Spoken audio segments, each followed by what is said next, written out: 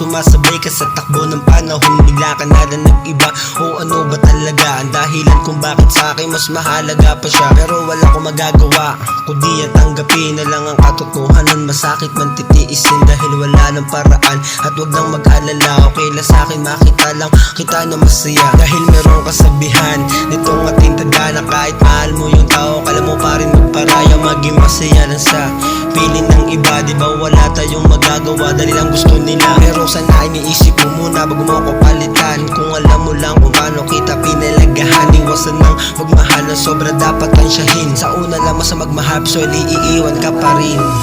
Sana ikaw na nga,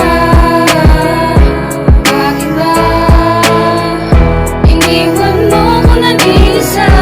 Ba't ganon? May iba na ba?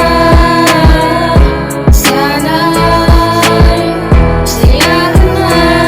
May mga tao talagang kahit mahal mo ng gusto, handa mong palayain. Kasi iba na ngayong gusto, handa ko tanggapin lahat. Maging masaya rin siya, wala tayong magagawa dahil sawa na nga, diba ganyan sila kapag sawa. Iiwanan ka na lang, yan lilipad nyo sa iba. Iwan ang kasugat, mga marunong lang mga ako, pwede marunong tumupad. Iwasan magmahal ng taong may ibang hinangad, dahil ikaw lang din na masasaktan, alam ko yan. Kasi sa pag-ibig hindi yan mawawalan. May taong mahal ka lang sa una, pagdandaan magbabago. At yung tipong ikaw na ang nagbuo ng kanyang damdamin, pag sa unapos naman sisirain. Kaya ito durog at pagod na pagod na rin. Kaya't ito ang masasabi ko ngayon sa bago mo, sana ingatan kanya at mahalin ng totoo.